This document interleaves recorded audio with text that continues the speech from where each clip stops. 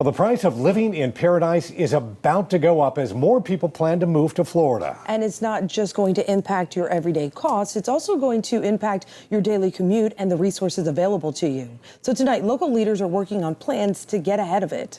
As we speak, one already popular area is now outpacing the rest of the state when it comes to growth. And 10 Tampa Bay's Aaron Parsegian is there now to explain how this will impact you and what you can expect in the future. This is I-4. We drive it, we know it, we sometimes loathe it, but this connector from Tampa to Orlando and all the cities in between are an increasingly important area of our state.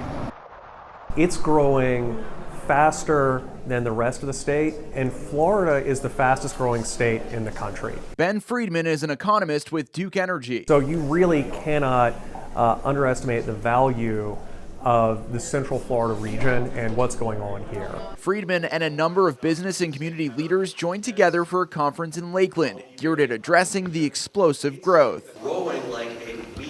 The bottom line is it's a great thing for the area. When people come here, especially when they're bringing their money with them, they're going to be spending money, and that generates a lot of growth. It supports the businesses that are in this area. But there are also some challenges. Housing gets more expensive, busy roads get busier, and infrastructure needs to keep up with the growing population. You've got over 22 million people within a 5-hour drive. Gary Ralston, whose company organized the conference, believes connectivity is the issue. I mean, how people get from one place to another. And that's why this panel dealing with transportation, what's going on with I-4, was so important.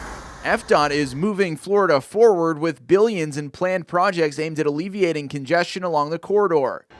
Brightline, who just launched high-speed rail service from Orlando to Miami, is moving to connect Orlando and Tampa with a line along the interstate. When Brightline connects to Tampa, you're now connecting the 5 most densely populated counties in the state of Florida.